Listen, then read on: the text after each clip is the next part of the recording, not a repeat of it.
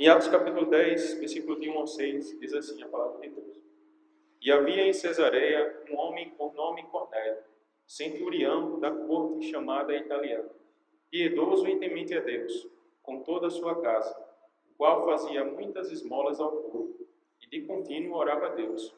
Este, quase a hora do meio-dia, viu claramente numa visão um anjo de Deus, que se dirigia para ele e dizia-lhe: Cornélio, o qual, fixando os olhos nele, e muito atemorizado, disse: Que é, Senhor?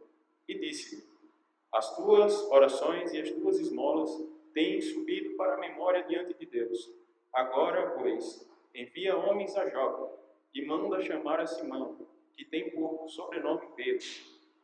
Este está hospedado com um certo Simão curtidor, que tem a sua casa junto do mar. Ele te dirá o que deves fazer. Nós lemos agora há pouco esse episódio aqui de Atos, que é um episódio bastante singular. Todo esse episódio da conversão de de Cornélio, ele é algo singular, muito peculiar. Tem várias coisas que são ímpares em relação ao que ocorreu. Esse trecho ele é muito interessante para mim, pessoalmente. Eu lembro anos atrás, quando ainda eu não estava no Ministério de Tempo Integral, eu estive nessa cidade que Pedro estava, em Jope, ou Jopa, como é chamado hoje, e fica nos subúrbios de Tel Aviv, o que é hoje chamado Tel Aviv, fica um pouquinho ao sul de Tel Aviv, na costa do mar Mediterrâneo.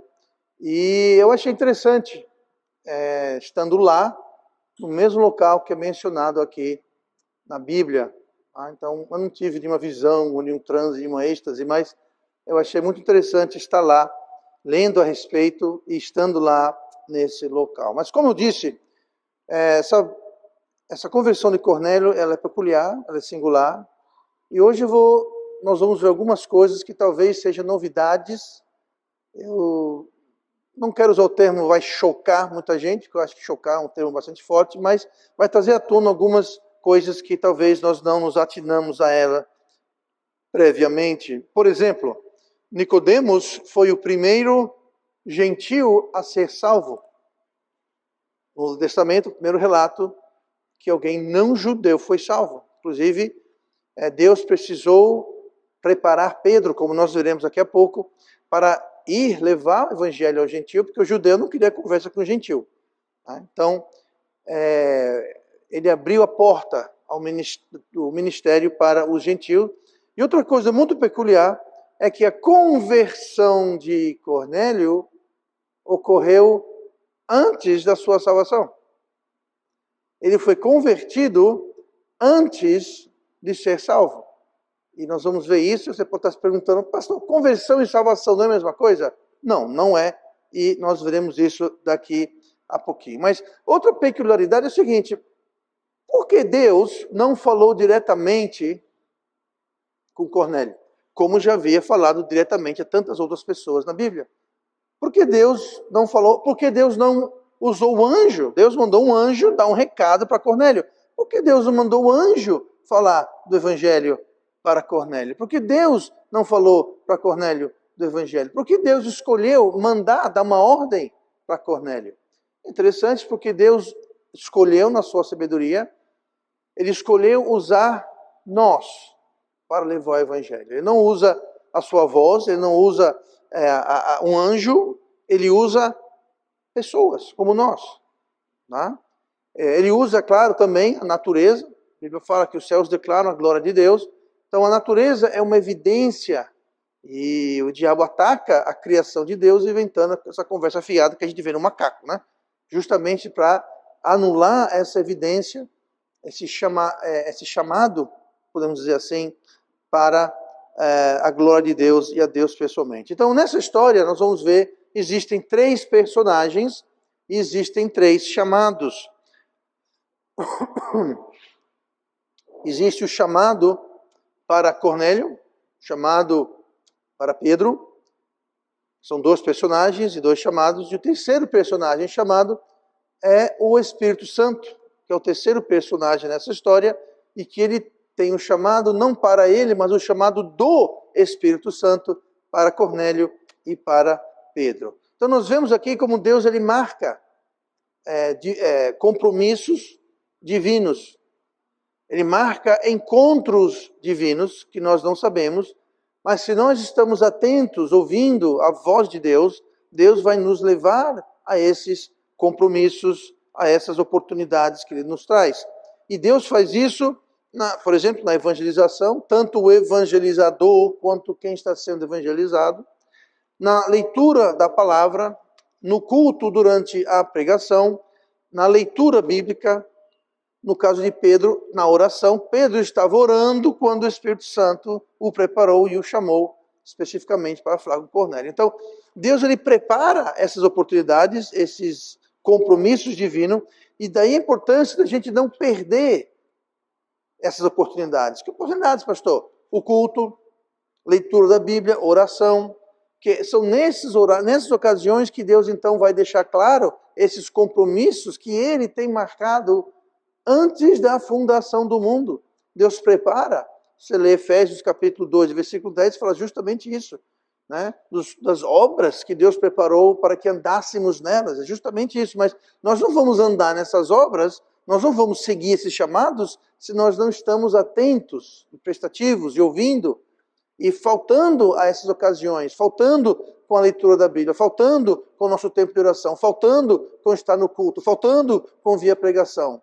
Como Pedro recebeu o chamado quando ele estava o quê? Nós lemos aqui, vamos ler daqui a pouquinho mais uma vez. Ele estava orando, mais ou menos no meio-dia. Ele estava orando quando o Espírito Santo veio e o instruiu a seguir aqueles homens e o que ele deveria fazer. Se ele não estivesse orando, talvez não teria recebido o chamado. Mas Deus prepara esses compromissos, mas nós precisamos estar atentos para estes chamados. Aí você diz, pastor, Deus não me chama. Aí eu pergunto, será? Será que Deus não chama? Ou será que nós não estamos ouvindo? Será que estamos perdendo, faltando a essas chamadas? Ou será que nós queremos que Deus levante a sua voz, que Deus tenha que gritar, berrar, fazer uma espécie de alvoroço para conseguir a nossa atenção? A gente lê lá em 1 Reis, capítulo 19, e Deus lhe disse, sai para fora e põe-te nesse monte perante o Senhor. E eis que passava o Senhor, como também um grande e forte vento, que fendia os montes e quebrava as pedras diante do Senhor. Porém o Senhor não estava no vento. E depois do vento, um terremoto. Também o Senhor não estava no terremoto. E depois do terremoto, um fogo. Porém também o Senhor não estava no fogo. E depois do fogo, uma voz mansa e delicada. Uma voz mansa e delicada. Muitas vezes nós não estamos ouvindo aquela voz mansa e delicada. Muitas vezes estamos esperando um terremoto, um vento, um fogo, um alvoroço, o céu se abrir, o anjo aparecer. E a Bíblia fala que Deus não estava no terremoto, não estava no fogo, não estava no vento. É uma voz mansa e delicada. E se nós estamos tão ocupados e tão distraídos, nós nunca vamos ouvir aquela voz mansa e delicada que Deus nos chama. E aí reclamamos que Deus não me usa, Deus não me chama, Deus não me guia. Claro que Ele chama, guia e quer usar. Mas é com uma voz mansa e delicada. E nós temos que estar atentos a isso. Então, vamos ver agora, então, os três personagens e os três chamados. Olhe comigo para o versículo 1 e 2 de Atos 10, que nós lemos agora há pouco, que diz, e havia em Cesareia um homem por nome Cornélio, centurião da corte chamada italiana, piedoso e temente a Deus, com toda a sua casa, o qual fazia muitas esmolas ao povo e de contínuo orava a Deus. Note, ele fazia o quê? Orava a Deus.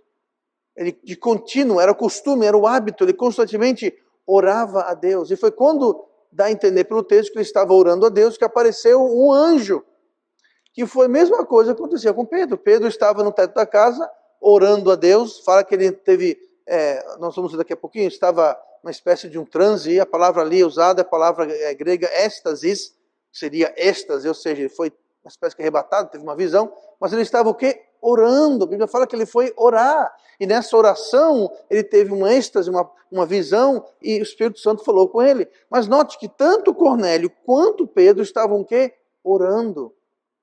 Orando. Estavam em comunhão com Deus. Então nós vemos aqui que Cornélio ele era um homem religioso, nós sabemos disso pelo texto. Ele era um homem piedoso, ele tinha conhecimento de Deus, né? Nós lemos aqui, versículo 2, era piedoso, temente a Deus, ele e a sua casa, fazia muitas esmolas, tá? Muitas boas obras, e orava a Deus. Então ele tinha conhecimento de Deus. Como nós não sabemos, ele era romano, era gentil, ele foi o primeiro gentil a ser salvo, como já falei, mas provavelmente através de algum judeu, também piedoso, fiel, que falou para Cornélio. Cornélio ficou conhecendo Deus Jeová, ficou conhecendo as escrituras, as profecias, e ele então acreditava e seguia e orava e era piedoso a Deus. Mas note, apesar de ser piedoso, religioso, temente a Deus e orar, Cornélio era o quê? Perdido. Perdido, perdido, perdido, perdido. Ele precisou ser salvo. Mas Cornélio, apesar de tudo, ele era perdido, não era salvo. Jesus falou em João 3, versículo 7, não te maravilhes de ter dito, necessário vos é nascer de novo.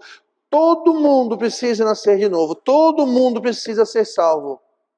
Não é para uns ou para... é para todo mundo. Se não nascer de novo, não vai para o céu. Jesus falou isso para Nicodemos, lá em João capítulo 3. Então, tanto o ímpio quanto o piedoso precisam ser salvos. Ser honesto, ser bom, ser generoso, ser piedoso, orar a Deus, ter conhecimento da palavra de Deus e das coisas de Deus. Isso é muito bom, mas não é salvação. Isso não salva ninguém. Alguém pode ser todas essas coisas como Nicodemos e como Nicodemos, Cornélio. Pode ser todas essas coisas como Cornélio e como Cornélio pode ser perdido. Não assegura nada. Evangelizando, muitas vezes você fala com as pessoas, se você morrer hoje, você tem certeza que vai para o céu? Ah, sim, eu tenho. Que maravilha. Por que isso? Ah, porque eu creio em Deus, eu oro a Deus, eu adoro a Deus, eu louvo Deus, eu conheço Deus, eu creio em Deus. Muito bem, coisa boa fazes, mas isso não é salvação. Cornélio tinha todas essas coisas, no entanto era o quê? Perdido. Perdido, perdido, perdido. Efésios 2, 8, 9, nós conhecemos bem esses versículos, porque pela graça sois salvos por meio da fé. Isso não vem de vós, é dom de Deus, não vem das obras. A salvação não vem das obras para que ninguém se glorie. Não adianta ser bom, honesto, piedoso, ter conhecimento, orar a Deus. Isso tudo é obra boa, mas é obra, e a salvação não vem das obras. Tito 3, versículo 5, falando sobre salvação, está escrito, não pelas obras de justiça que houvéssemos feito, mas segundo a sua misericórdia nos salvou, pela lavagem da regeneração e da renovação do Espírito Santo. Então veja bem, não pelas nossas obras de justiça que houvéssemos feito. Ele não nos salvou porque nós teríamos obras de justiça, mas nos salvou pela sua graça, a sua misericórdia, como fala em Efésios 2:8, que nós acabamos de ler. Romanos 3, versículo 20. Por isso, nenhuma carne será justificada diante dele pelas obras da lei, porque pela lei vem o conhecimento do pecado. A lei não foi dada por Deus ao homem para salvá-lo. A lei foi dada para trazer conhecimento do pecado. A lei veio para condenar, não para salvar. É isso que está dizendo aqui. Nenhuma carne será justificada, ou seja, salva, diante dele pelas obras da lei. Ninguém vai ser justificado, feito justo perante Deus pelas obras da lei. Por viver uma vida boa, uma vida ética, honesta.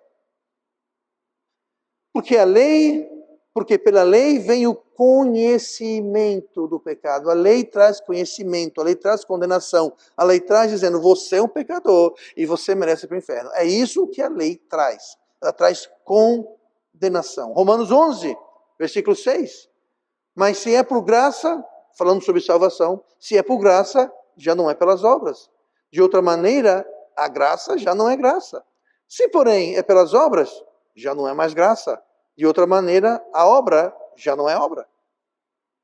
Paulo está dizendo o absurdo de achar que a salvação, bom, é um pouquinho de graça, claro, Deus, né? Mas também tem as nossas obras. Paulo fala, ou é de graça, ou é de obra. Não tem como ser os dois, ou um ou o outro. Se for de obra, é obra, se for de graça, é graça. Se não, graça não é graça e obra não é obra. Ou uma coisa ou outra. Não tem um meio termo. Tá? Por quê? Porque salvação não vem das obras. Não é ser bom, honesto, ético, adorar a Deus, orar a Deus, fazer o que é bom, ser generoso, ser piedoso, conhecer as Escrituras. Nada disso salva. O ladrão na cruz não era nada disso. O ladrão na cruz nunca adorou Jesus, nunca orou a Deus, nunca não guardou a lei, tanto que estava condenado na cruz. Tá? Coisa boa ele não fez. Não teve chance de ser bom, honesto. Não era condenado como ladrão. No entanto, ele foi salvo. Por quê? Porque a salvação não vem das obras, não vem de ser bom, de ser ético, ser piedoso. A salvação não vem das obras, nós somos salvos porque Ele nos amou, porque Ele teve misericórdia, porque Deus teve graça, Jesus morreu por nós, e é por isso e apenas isso que nós somos salvos. Cornélio fazia esmolas para o povo, Cornélio conhecia Deus, ele orava, era piedoso, temente a Deus, e perdido. Perdido. Segundo Timóteo, capítulo 1, versículo 9. Que nos salvou e chamou com uma santa vocação, não segundo as nossas obras. Ele nos salvou não segundo as nossas obras, mas segundo o seu próprio propósito e graça que nos foi dada em Cristo Jesus antes dos tempos dos séculos. Salvação não vem das obras. Não é nada que eu, você faça, saiba, deixe de fazer. Salvação é pela graça, pela misericórdia de Deus que nós somos salvos. E a conversão de Cornélio, como eu falei no início, a conversão de Cornélio aconteceu antes da sua salvação. O normal é a conversão acontecer depois. Mas existem casos, como é o caso de Cornélio, que a conversão dele ocorreu antes. Vou explicar rapidamente. O que é salvação? Salvação é ser justificado, é ser salvo pela graça e pela obra divina. Tá? Então, Jesus morreu na cruz para pagar os meus pecados, eu acreditei nisso, confiei nisso, eu fui salvo. Isso é salvação. É o ato de ser salvo. Ter o nome escrito no livro da vida. Era perdido, agora é salvo. Pronto, isso é salvação. Conversão é outra coisa. Não é salvação. Salvação é um ato. Conversão é um processo. Ele não ocorre num dia, numa hora específica. A minha salvação ocorreu no dia 21 de julho de 1991. Aniversário mais tarde esse mês. Foi um ato, foi um evento único, ímpar, singular. A minha conversão está ocorrendo até hoje. Ela não para. Ela pode acelerar, diminuir, parar, dar marcha ré, mas ela não para. É um processo constante que a Bíblia chama de santificação, que é a mudança do nosso caráter, a mudança de vida. Nossa vida ela muda. Nós éramos, de um certo modo, talvez a gente não era piedoso, éramos ímpios, a conversão vai nos tornar piedosos. Nós éramos desonestos, a conversão vai nos tornar honestos. Nós não éramos éticos, a conversão vai nos tornar éticos. Nós não éramos generosos, a conversão vai nos tornar generosos. Nós não orávamos, a conversão vai nos tornar pessoas de oração. Nós não tínhamos conhecimento da palavra e das doutrinas de Deus. A conversão, nós vamos crescer no conhecimento e na graça do Senhor Jesus Cristo e da sua palavra e suas doutrinas. Isso são processos de conversão. Note que Cornélio já tinha mudança de vida. Ele orava continuamente. Ele fazia muitas esmolas para o povo. Ele era temente a Deus. Igreja, tem muito crente que não se encaixa nesse perfil. Tem muito crente que não ora continuamente. Tem muito crente que não é temente a Deus. Tem muito crente que não faz boas obras a ninguém. Tem muito crente não se encaixa. Ou seja, salvos sim, mas sem a conversão. Aqui nós temos Cornélio que tinha conversão, mas não tinha salvação. Não confunda uma coisa com a outra. Romanos 12, versículo 1 fala sobre essa conversão. Rogo-vos, pois, irmãos, pela compaixão de Deus, que apresentei os vossos corpos em sacrifício vivo, santo e agradável a Deus, que é o vosso culto racional. E não sede conformados com este mundo, mas sede transformados pela renovação do vosso entendimento, para que experimenteis qual seja a boa, agradável e perfeita vontade de Deus. Então você veja que é um processo, uma transformação. E fala aqui, não sejais conformados ao mundo. O que é conformar? É ter a forma, ter o jeito, ter a aparência, ter o modo. Não seja como o mundo. Então a conversão vai nos tirar de ser como o mundo e serem pessoas piedosas, serem pessoas que foram transformadas pelo conhecimento de Deus. Note que Nicodemos, e eu vou ler aqui o que fala no versículo número 2, piedoso, temente a Deus, com toda a sua casa, o qual fazia muitas esmolas ao povo e de contínuo orava a Deus. Ou seja, antes da salvação, que aquele era perdido. Ele só foi salvo mais tarde no capítulo 10, quando Pedro chegou e lhe falou do Evangelho. Então nós temos um homem que já tinha iniciado a sua conversão antes da sua salvação. Quisera eu que todos os crentes tivessem conversão, mesmo que fosse depois da salvação. Mas a verdade é que uma grande parte dos crentes, do povo de Deus, não ora como deve, não teme Deus como deve, não faz esmolas. Esmolas é fazer boas obras ao povo como deve. Ou seja, a conversão não está lá. Tem salvação? Tem, mas não tem conversão. Cornélio foi convertido antes da sua salvação. Um grande problema hoje em dia é que muitas pessoas e igrejas confundem as coisas e colocam a carroça na frente dos bois. Eles confundem a conversão e a salvação, muitas vezes igualam as duas coisas a ser uma coisa só. Quem é salvo é convertido, quem é convertido é salvo.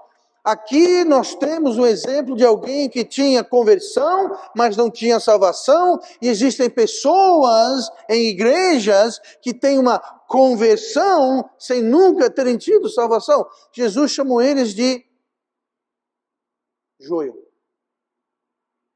O joio parece o trigo. É igual o trigo. Por quê? Porque eles temem a Deus, eles oram, vão para a igreja, são tementes. Tem todo a conversão, mas não tem o quê? Salvação. Por mais parecido que o joio seja do trigo, trigo é trigo, joio é joio. Por mais conversão que Nicodemos tinha, ele não era trigo, ele não era salvo. E isso não vai mudar com obras, por mais boas que elas sejam. E o que acontece quando você confunde salvação e conversão é que você acaba com uma doutrina, um pseudo-evangelho de salvação pelas obras. Como eu disse, evangelizão.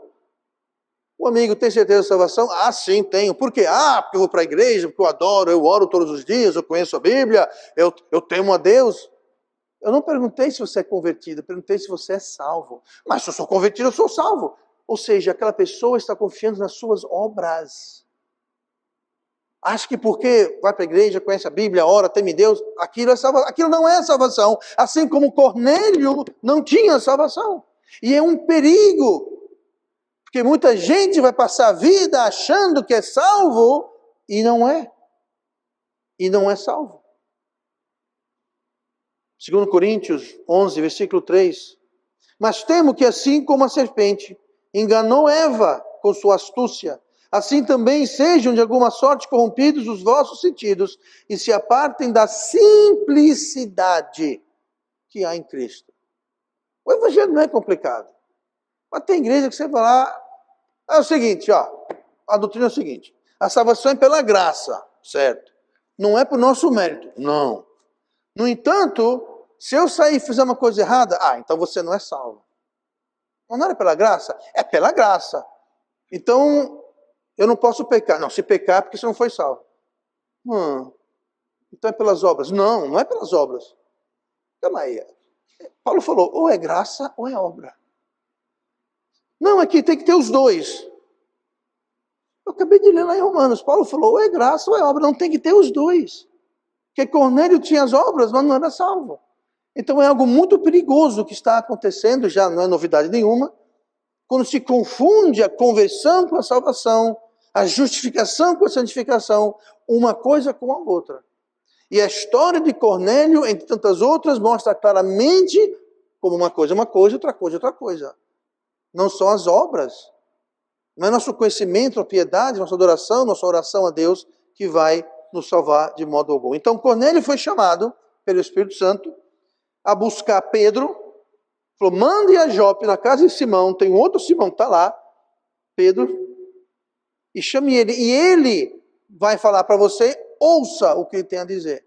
Esse foi chamado do Espírito Santo para Cornélio. Mande chamar Pedro e ouça o que ele tem a dizer. O segundo personagem e o segundo chamado é de Pedro. Olhe comigo para Atos capítulo 10, mais uma vez, e vamos ler o que nós não lemos ainda, o versículo 9. Versículo 9 de Atos 10, diz assim, e no dia seguinte, indo ele seu caminho, isso aqui são as pessoas que Cornélio mandou buscar Pedro em Jope. E no dia seguinte, indo ele seu caminho, e estando já perto da cidade, subiu Pedro ao terraço para o quê? Orar. Lembre que Cornélio orava continuamente. No versículo 9 do capítulo 10, nós vimos que Pedro subiu um terraço para orar. Para orar quase a hora sexta, ou seja, mais ou menos meio-dia. E tendo fome, quis comer.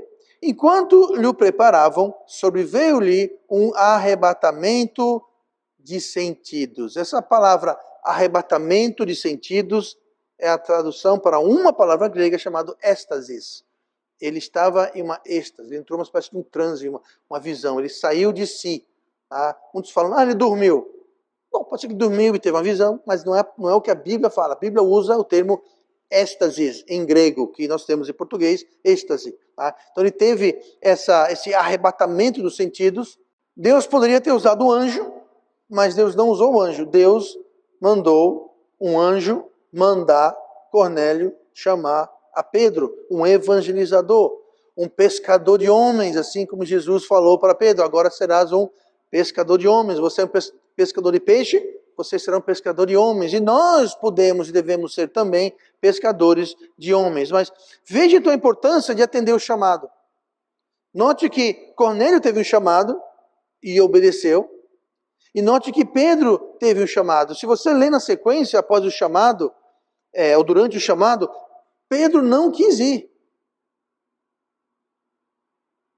O importante não é se você gosta do chamado ou não, mas se você atende o chamado. Pedro não quis ir. E Deus então usou essa visão que ele teve para preparar Pedro. E vocês conhecem a história, que foi a visão do lençol, que o lençol desceu do céu com toda espécie de animais, que para o judeu era animal imundo, animal proibido, animal que eles não deveriam comer, tá? E com porco, coelho, lagosta, camarão e outras iguarias, coitado dos judeus, na verdade. Mas enfim, você que não é judeu, nós podemos comer tudo isso à vontade, tá? Mas enfim, então desceu esse lençol e uma voz dizia, tome e coma. E Pedro falou, de jeito nenhum, eu nunca, desde criança, comi esses animais impuros. Ali estava representando o quê? Os gentios. Então a voz dizia, não diga que é imundo aquilo que Deus tornou puro. Ou seja, o que você acha que não é merecedor da graça de Deus, os gentios, não diga que são impuros. Deus estava preparando Pedro. Isso aconteceu algumas vezes. Pedro recusou, voltou, desceu o lençol, até que então Pedro percebeu o que estava acontecendo, recebeu o recado, e a voz disse para Pedro, tem um pessoal aí que vieram te buscar, vá com eles. Vá com eles. Imagine você se Pedro não tivesse subido para orar mais ou menos ao meio-dia, 6 horas. Imagina se ele tivesse dito, não, não vou porque eu nunca comi essas coisas aí, não quero saber não. Eu não vou com gentil a canto nenhum, Deus. O judeu não gostava nem de andar, ser visto com judeu, com gentil. O judeu queria distância. Tinha repugnância, desdém. Por isso que é interessante o fato de Cornélio conhecia Jeová, conhecia a lei, conhecia as coisas de Deus. Algum judeu, e não era a intenção de Deus ter essa divisão do judeu e gentil, mas algum judeu falou para Cornélio da palavra de Deus e de Deus Jeová. Mas então ouvirem só Deus preparando ele para levar o evangelho para o primeiro gentil da história, e da mesma forma, Deus nos prepara e Deus nos chama para levar o evangelho a toda criatura. Ah, pastor, quando é que isso acontece? Eu nunca fui chamado, eu nunca fui preparado. Você é chamado e preparado quando você é salvo. Quando você recebe Cristo, você está imediatamente habilitado e chamado para levar o evangelho. Ah, não, pastor, eu não tive isso. Então você não é salvo. Então você não é salvo. Todo mundo, quando é salvo, está habilitado e ordenado a levar o evangelho a toda criatura. Não precisa fazer curso, levar o evangelho não é um dom, é um mandamento. Não é uma habilidade, é uma ordem.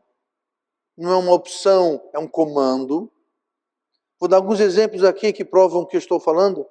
Se você for em João 4, não vamos lá, mas do mesmo jeito que essas pessoas que eu vou falar foram salvos, chamadas e obedeceram o chamado. Se for para João capítulo 4, lê a história da mulher do poço de Samaria. Ela falou com Jesus, ela foi salvo. Primeira coisa que ela fez, ela voltou correndo para a cidade e falou para todo mundo, eis o Messias, falou tudo na minha vida, venham ouvir. Ela chamou e fala que muitas pessoas naquela cidade foram salvas. Por quê? Porque a mulher do poço, a mulher samaritana, da Samaria, foi salva. E no mesmo dia, no mesmo evento, na mesma hora, saiu para falar de Jesus. Habilitada e chamada. Se você lê em Marcos capítulo 5, nós vamos falar um pouquinho mais sobre Marcos 5 daqui a pouco. Jesus chegou na terra dos Gadarenos, saiu do barco, e imediatamente veio contra ele um endemoniado. Um homem endemoniado, um homem que estava tomado por uma legião de espíritos imundos. Este homem, quando foi salvo, aqueles espíritos o deixaram, ele foi salvo. Qual foi a primeira coisa que ele fez? Ele saiu e contou de Jesus para um bocado de gente. Ah, mas ele não fez um curso preparatório, ele não foi... Não, é salvo. Pronto, está pronto, preparado, chamado para levar o evangelho. É simples assim. Não tem que esperar, aguardar. É salvo? Está chamado, está convocado. Está no exército de Deus. Não espere um telegrama, um e-mail, uma carta, uma convocação. Você já está convocado quando você é salvo. 2 exemplos apenas que eu cito aqui. Então, Pedro foi chamado a levar o evangelho a Nicodemos. 3 personagens nós temos. Foi Nicodemos, né? Quer dizer, Cornélio. Temos 3 personagens. Cornélio, Pedro, e o terceiro eu falei, o Espírito Santo. O Espírito Santo, Atos 10, versículo 19. E pensando Pedro naquela visão, que visão? O lençol que descia com os animais, tal coisa. E pensando Pedro naquela visão, disse-lhe o Espírito, eis que 3 homens te buscam. Levante-te, pois, desce e vai com eles, não duvidando, porque eu os enviei. Por que Pedro duvidaria? Rapaz, vem 3 gentios aí me chamar para ir com eles. Como disse antes, Pedro não queria ir. Pedro normalmente, naturalmente, não iria. O chamado para levar o evangelho, você pode, a início, rejeitar, não gostar. O Espírito Santo falou, vá sem duvidar. Ah, pastor, que eu não sei falar, eu não sei. Não duvide, vá. E se o cachorro me morder? Não duvide, vá. A igreja está aqui, esse ano vai fazer, se não me engano, 19 anos. Nos outros 30 e poucos anos de salvo, a única vez que eu ouvi de alguém levar o evangelho e ser atacado por um cachorro foi nessa igreja. Uma vez. Só uma. Não, não fui eu. A pessoa foi mordida ao levar o evangelho. É raro, gente, é raro. Vá sem duvidar. Eu faço isso há décadas, nunca fui mordido, nunca fui atacado, nunca fui assaltado. Vá sem duvidar, não duvide, vá.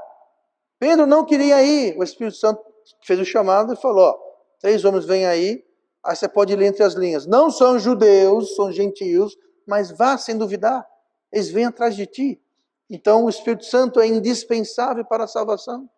Para a salvação é necessário alguém que leve o Evangelho, é necessário que haja alguém que não conhece o Evangelho, que não é salvo. E terceiro, o Espírito Santo, que vai chamar, equipar o evangelizador e vai trazer convicção àquela pessoa que precisa do Evangelho. Foi assim com Pedro, foi assim com Cornélio. E quando todos atendem o chamado de Deus, então há salvação. Cornélio já estava pronto. Cornélio já tinha o Espírito Santo trabalhando na vida dele antes da salvação. E tem que ser assim. O Espírito Santo sempre prepara a pessoa para ser salva. Eu já comentei isso antes, uns 2, 3 dias antes de eu ser salvo, lá para o dia 17, 18, 19 de julho de 91, eu estava sob uma tremenda convicção. Eu estava com uma convicção tremenda de Deus. Eu tinha convicção plena e certeza que se eu morresse eu ia para o inferno, que eu era um pecador, que eu não tinha salvação para mim, que eu não tinha como me salvar, que eu estava perdido. Eu tinha essa convicção, aquilo me tirava o juízo, a paz. Sabe o que era aquilo? Era a convicção do Espírito Santo. E foi o que Jesus falou em João 16, versículo 8. E quando ele vier, ele, o Espírito Santo, que é uma pessoa, não é uma força, uma energia, é uma pessoa, tá? E quando ele vier, convencerá o mundo, ou seja, todos, convencerá o mundo do pecado, da justiça e do juízo. Eu estava convencido do pecado, da justiça e do juízo. E aqui, Cornélio já estava convencido também do pecado, da justiça e do juízo, mas ainda não era salvo. Mas em algum ponto não existe salvação sem que haja o Espírito Santo trazendo convicção para a pessoa ser salva. Agora, se aquela pessoa que não é salva recusa a convicção da justiça, do pecado e do juízo, então, infelizmente, aquele pecador, aquela pessoa perdida, ele não vai ter salvação porque ele está rejeitando o chamado. Ele está justificando o chamado. Está dizendo não para o chamado. E só de quebra, esse pecado de recusar o chamado, a convicção do Espírito Santo, é o que a Bíblia chama do único pecado que não tem perdão. É blasfemar contra o Espírito Santo. É você, não, Espírito Santo, não quero saber. Ele vem e fala, você é um pecador. Existe o juízo vindouro. Existe o céu e o inferno. Você não está a caminho do céu. Você não é merecedor. Quero não. Eu recuso. Sabe o que é isso? É blasfemar contra o Espírito Santo. E contra esse pecado de recusar, blasfemar a convicção do Espírito Santo, realmente não há perdão. Porque é por aí o único caminho que tem salvação, que tem perdão. É você abraçar e aceitar o chamado e a convicção do Espírito Santo. E se você recusa esse chamado, não há perdão, não há salvação, não há justificação. Então a gente acha que o pecado sem perdão é falar mal do pastor, é não dar o dízimo, é fazer isso ou aquilo. O pecado que não tem perdão, Jesus fala, é blasfemar contra o Espírito Santo. É você recusar, dizer não ao chamado de convicção. Agora você imagina alguém que fala, não, Espírito Santo, eu não sou um pecador. Você não entende, Espírito Santo? Eu temo a Deus. Cornélio temia. Eu oro. Cornélio orava. Eu faço boas obras. Cornélio fazia boas obras. Mas era perdido. Então tem muita gente que confia nas suas boas obras, seu temor a Deus, suas orações. Eu adoro Deus. O Cornélio fazia tudo isso e era perdido. Não, Espírito Santo, eu não tenho pecado. Eu mereço o céu porque eu temo a Deus, eu adoro Deus, eu oro a Deus, eu conheço a Deus. E estão fazendo o quê? Blasfemando na realidade. Eu disse blasfemando contra o Espírito Santo. Ele vem e fala, você é um pecador condenado. Eu não, eu temo Deus, eu oro, eu canto, eu. Sabe o que é isso? Blasfemar contra o Espírito Santo. Cornélio fez isso? Não. Apareceu um anjo e falou, Cornélio, mande chamar Pedro para a casa de Simão lá em Jope. Ele vai falar para você o que você tem que ouvir, ouça-o. Ele não falou, ô seu anjo, não está vendo as muitas esmolas e boas obras que eu falo? Seu anjo, eu estou orando, seu anjo, eu temo Deus, seu anjo. Para que eu vou chamar ninguém para ouvir ninguém? Ele não fez isso. Ele disse, pois não, vocês três vão para Jope e traga Pedro aqui. E quando Pedro foi, estamos ouvindo, estamos atentos. Não blasfemaram contra o Espírito Santo. Você entende que existem pessoas no mundo que acham que estão abafando com Deus e na realidade estão blasfemando? Estão perdidas. Preocupante. Temeroso.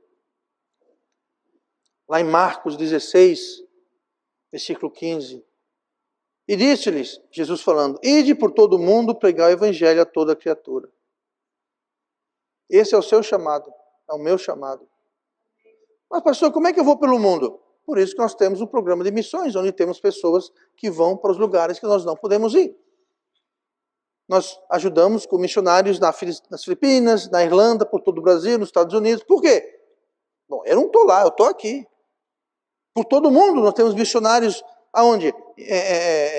Em Sergipe, São Paulo, Minas, Rio Grande do Sul, e assim por diante. Ide por todo mundo.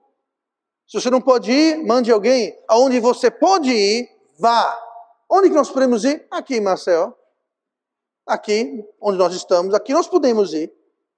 E onde nós não podemos ir, nós mandamos pessoas do nosso lugar. É isso que eu estou fazendo aqui.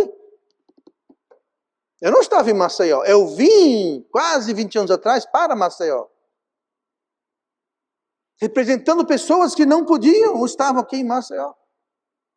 Assim como nós temos missionários que nos representam onde nós não estamos, mas aonde nós estamos aqui, cabe a nós ir de pregar o evangelho.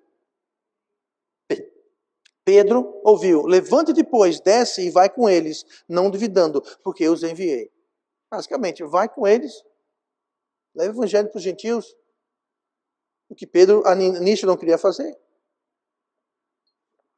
Nem Pedro, nem Cornélio hesitaram em atender o chamado do Espírito Santo.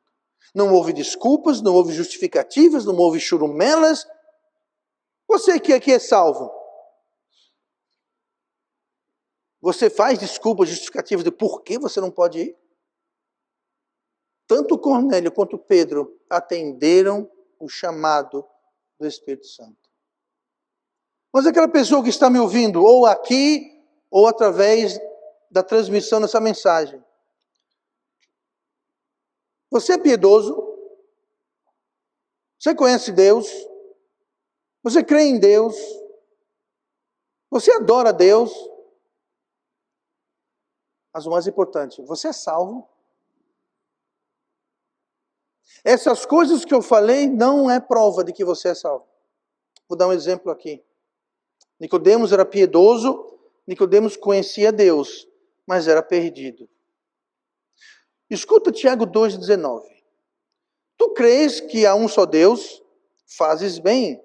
Também os demônios o creem e estremecem. Não, sabe o que é, pastor? É que eu creio em Deus. Os demônios também creem em Deus.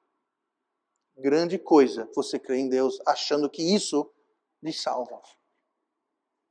Os demônios creem em Deus e tremem. O que é isso? Eles temem. Eles temem e tremem ao nome de Deus. Você crê em Deus? Creio. Ok, beleza. Você treme? Você teme e treme para com Deus? Os demônios creem e tremem. Nicodemos cria e era perdido. E Nicodemos aqui e os demônios obviamente não são salvos. Então crer em Deus não quer dizer nada em termos de salvação. Claro, você tem que crer em Deus para ser salvo, mas somente crer em Deus não quer dizer que isso automaticamente lhe salva. Marcos 5, nós temos um exemplo aqui em que espíritos imundos adoram Deus. Ah, pastor, eu vou para o céu por quê? Porque eu creio em Deus, eu adoro Deus. Ah, você adora Deus? Muito bem. Marcos 5, 6. E quando viu Jesus, isso era um homem endemoniado, possuído por uma legião de demônios. E quando viu Jesus ao longe, o endemoniado, correu e adorou-o. O endemoniado adorou a Jesus.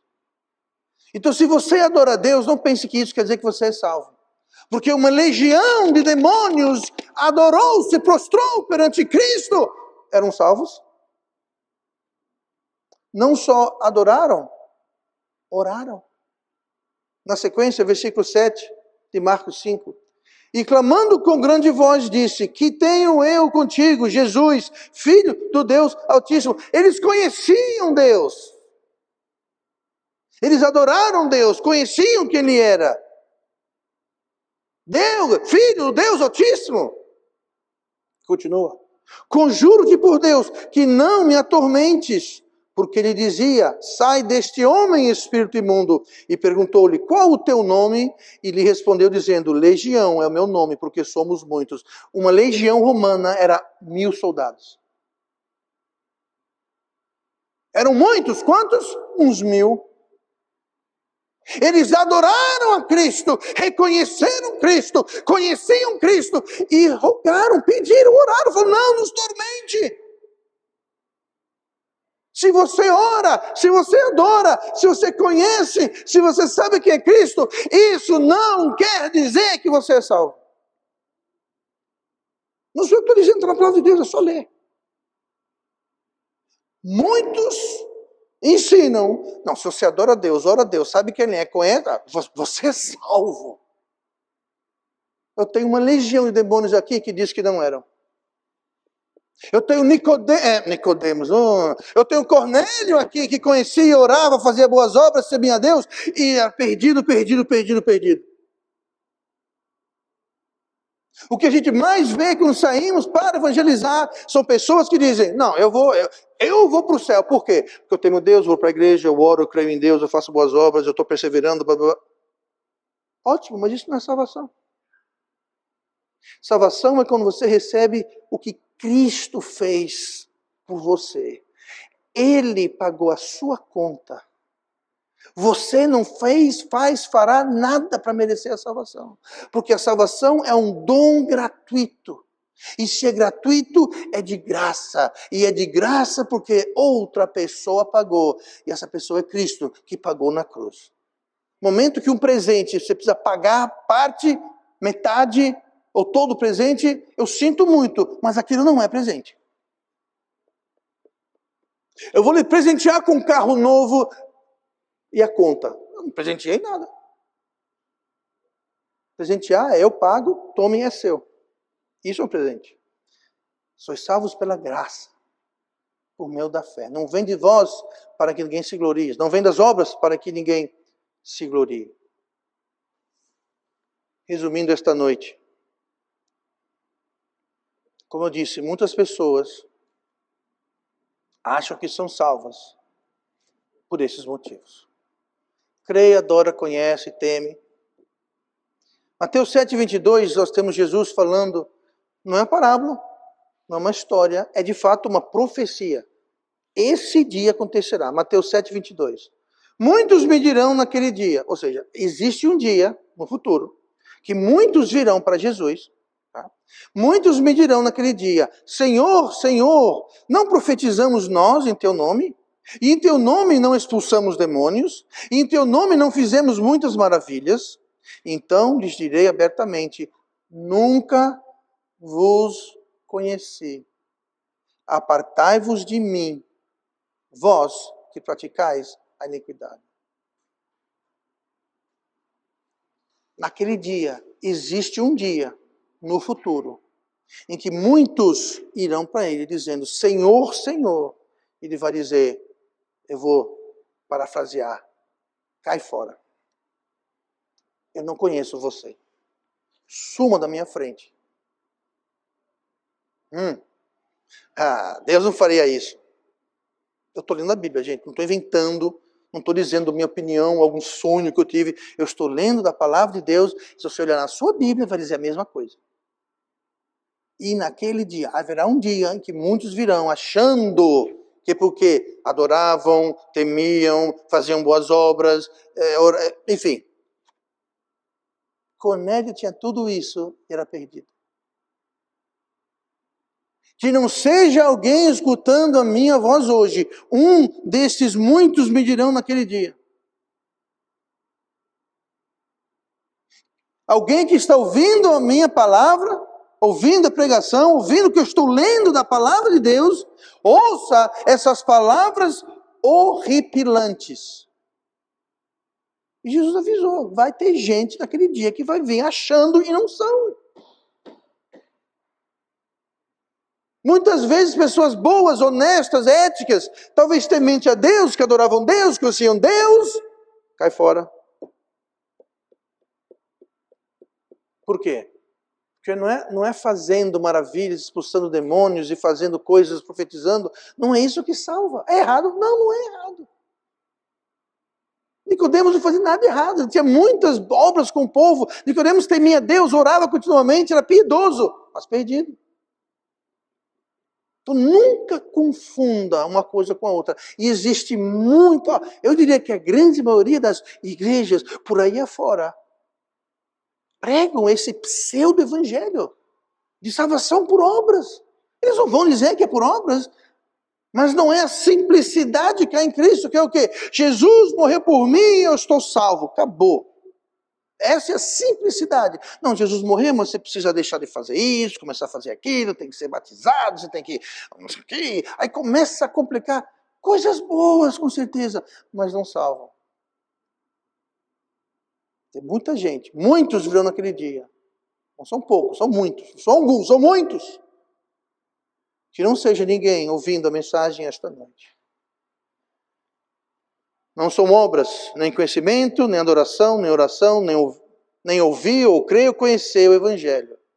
É você receber o Evangelho. Não é conhecer o Evangelho, é receber o Evangelho. É ser salvo.